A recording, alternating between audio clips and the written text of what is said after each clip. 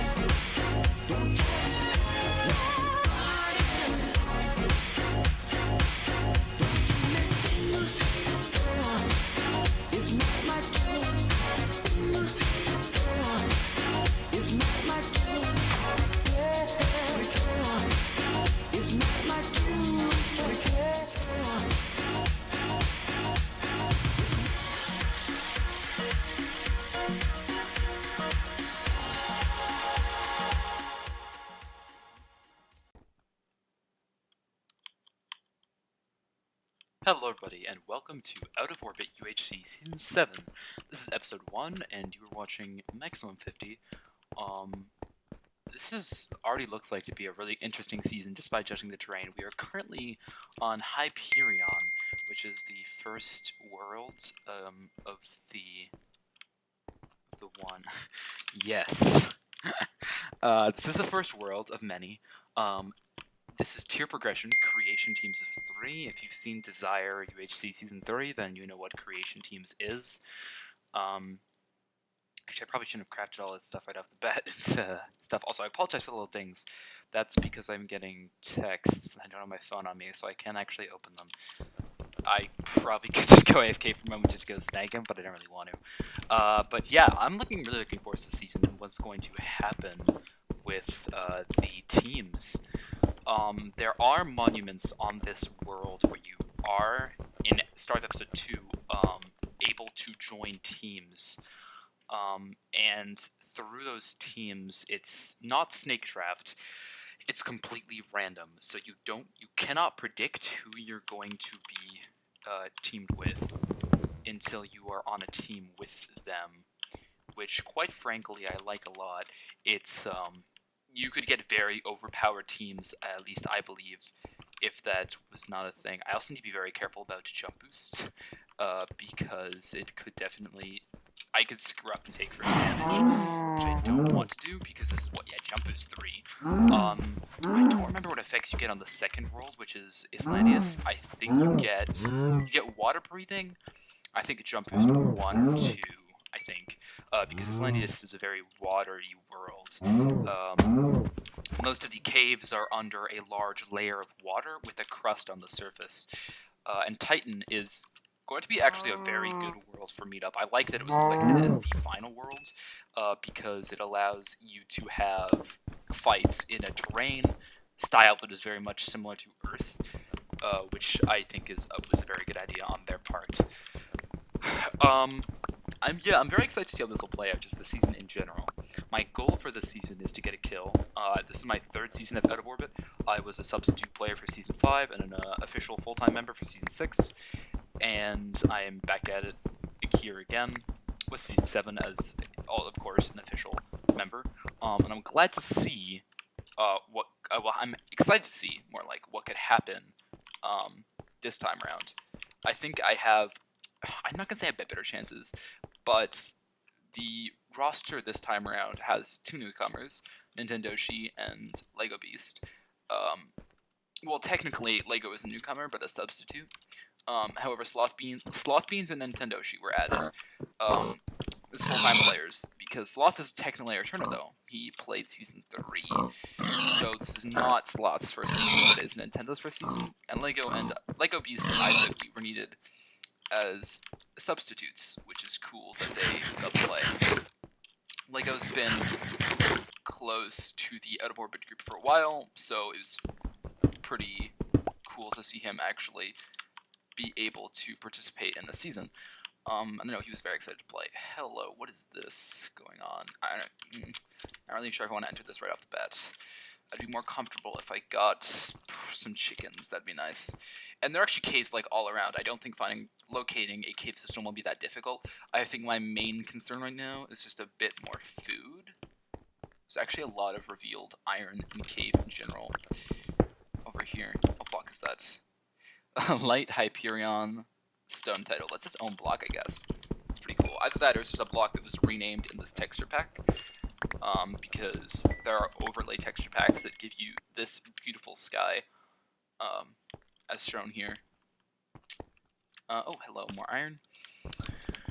The official chords are given for episode 4, and I believe, like, for the monuments in episode 4, and I believe by episode 4, you have to be, like, by end of episode 4, you must be in the monuments, and on a team, onto World 2. Because you can't just stick in here forever. It is also not a good idea to stick around them forever, because there's nothing you can actually get here besides iron. Once you move on to this, the second world is really where you want to be for the duration of the game. So really, you have all this time just to kind of gather things on the surface, and that's why I want to get iron stuff quickly. Because you're already given the apples. See, I already have full iron, almost. Once I smelt this, I'll have full. And then I can spend more time looking around on the surface and gathering supplies, until I actually need to go and to a monument. Let's get a few more pieces, just in case. So Syl was first damage of the game, through fall, I assume. I've only been first damage in 1/4 round, which is Pathfinder Season 4. I'm glad that I'm not first damage again. Bit of an embarrassing statistic. Would much rather some other statistics go my way instead of first damage, because that's not really fun. See, the way that these caves are generated, to me, is very interesting. They're not really caves that can go down that much, at least on the surface here, because all you need to find is iron, and that's very frivolous on the surface. So you don't need to have these large, intricate caves. It's mostly like a surface world type deal, which I really like the design of, generally. Also, I haven't seen anybody.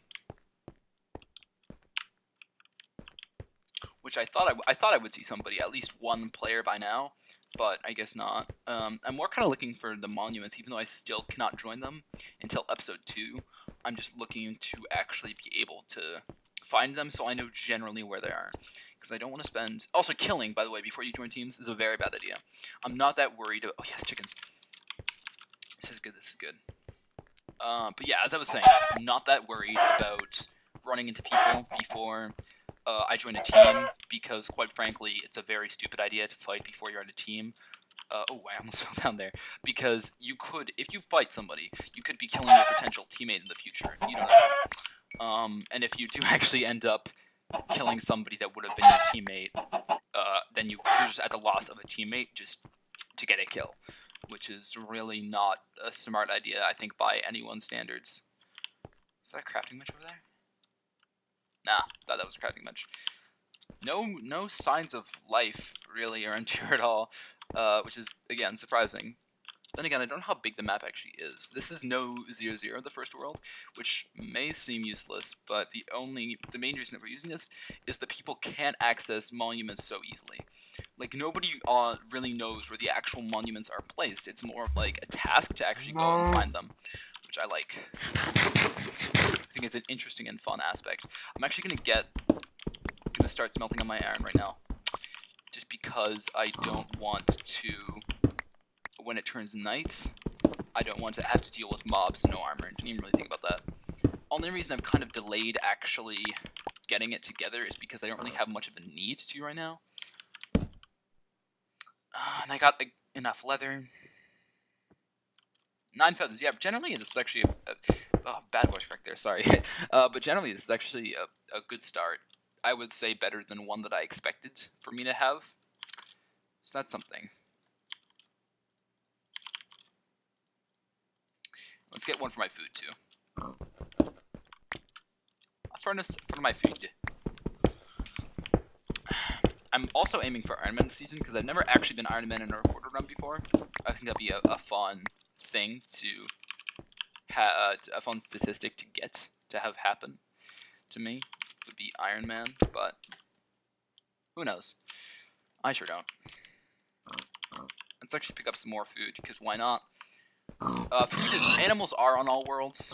However, only really real thing on this first one is stone, coal, and iron.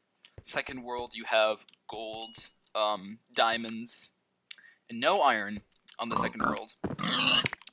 I want to get more for an anvil, actually. Just thinking about now, not a bad idea to get iron for an anvil, because I might be making the mistake of not getting that, and then if I am able to locate diamonds in the second world, just lacking that ability to get better gear, which can only be blamed. I can only blame myself for that if that does happen. Do not mean to do that. Get that back up again. 10 minutes. We're already halfway through the first episode. Oh, wow, that's kind of surprising, actually. Thank you guys for watching so far, if you have been watching. Well, obviously, anybody who is hearing this is watching the episode. But yeah, thanks for tuning in so far. It's been fun. I'm excited to see how the season will play out. Not only from my perspective, but generally how people will enjoy the season.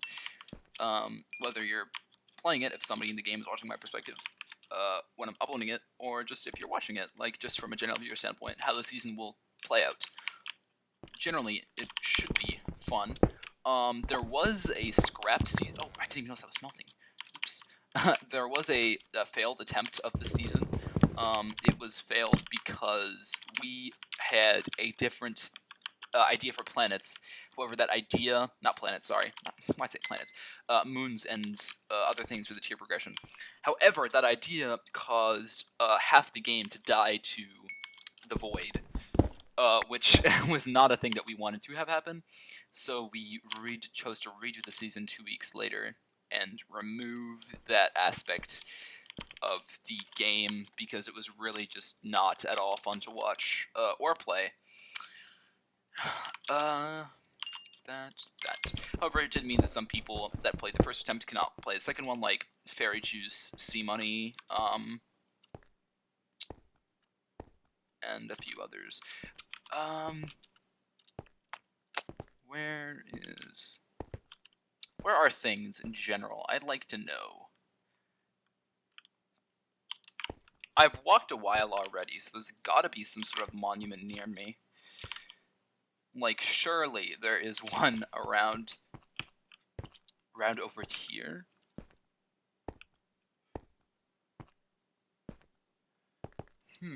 Dunno. And there's no water on this map either.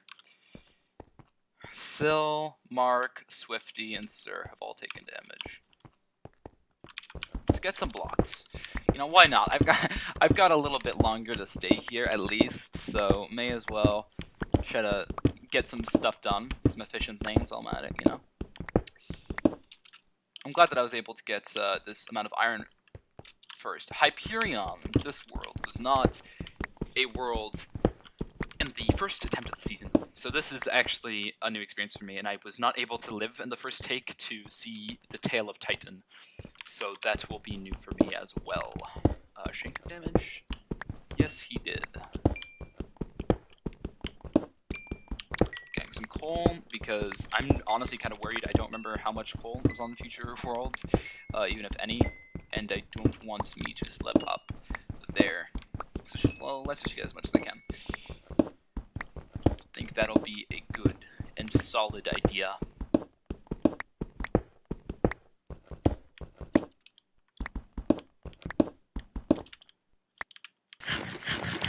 I get more iron, and then let's explore the world around us. I'd like to think that we've walked a bit, but honestly, like, looking at it, I don't think we've actually explored that much of the general ecosystem of Hyperion yet. So yeah, let's just hop and pop around. Chickens I would like to find more of, certainly. Because it doesn't exactly worry me that I'll only have, 36 arrows, but it's definitely something that I would like to have more of, if possible, and that possibility will always be open as long as I am venturing in a world. There also is lava over here, but actually it's not even useful if I block that out, because, oh, who made a wooden shovel? Somebody tossed out a wooden pickaxe and shovel. Probably should have picked up the shovel to see if it actually had any durability on it. Oh, hey chickens. You are definitely something that I didn't want to see.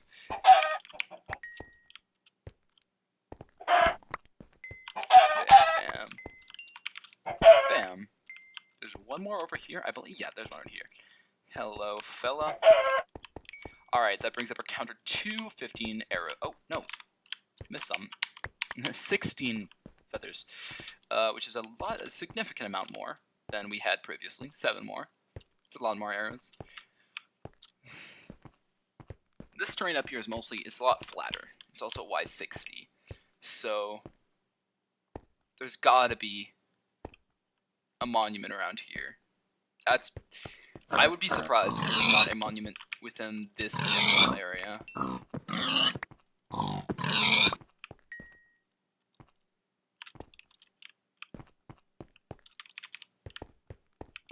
Okay, I thought that was a monument for some reason. Just because the way it was colored, I think. Oh, more chickens. Perfect. I thought food might have been an issue at first. Because at first glance, when I got scattered, and when the game started, I could not see any food near me, but that issue is quickly abolished when I found cows, and now... Oh, who's that?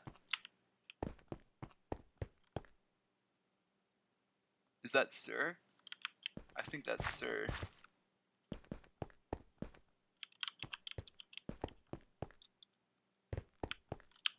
Hey, Shane.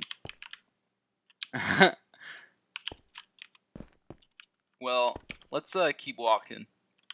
Don't really want to cross paths with Shane, because he is most definitely better than me, and in a melee battle, I have no doubt in my mind that he will kill me. So that's not really something that I want to run into anytime soon. Yeah, see, there would not be a monument in these kind of craterous areas of the world. Lava down there. Alright, so let's get up and out of here. I thought... I almost fell in there. I thought that was Sir's skin at first, just because the lots of, like, the blank whiteness in his face. I thought that it was a certain Sir, please stop, but it was a certain SD_UHC. All the... Okay, I think... Are animals limited then? In other worlds? Interesting. Is that still Shane over there? No, it's not. It's somebody different. Hey, it's Frost.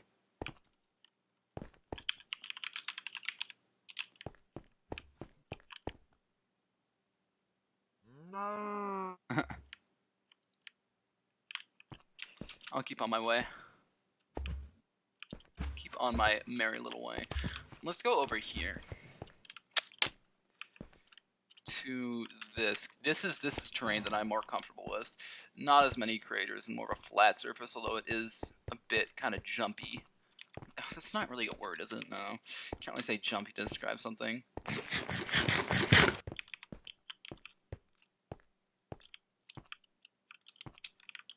I don't really know what to do, because if I can't locate one of these monuments, like, early, then I'm not sure what my game plan could be. Or more so what it should be. Somebody left a crafting bench over there.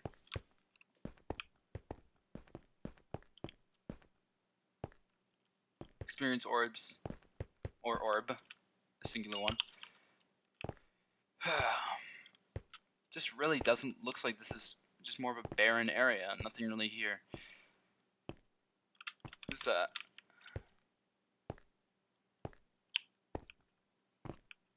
Oh, it's Tux. Hey, Tux. There's a horse over there. Excuse me. Oh, he passed right by chickens.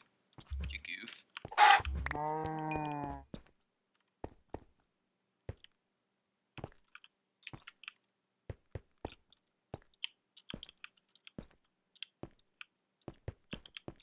God, 1 minute till PvP. I don't like that. So Tux went off north. Kind of more northwest.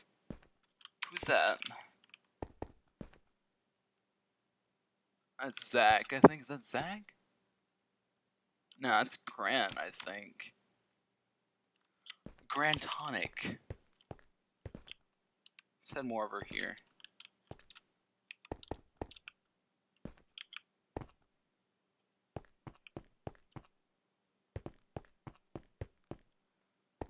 Yeah, there's a lot of people around me, and I don't like this at all. Who's that? That is Zach. It's less than a minute till the episode ends, and I have not seen one monument this entire game. Oh, hello, hello. Monument. A monumental discovery, they call it. Episode 1, thank you all for watching, and see you all next time.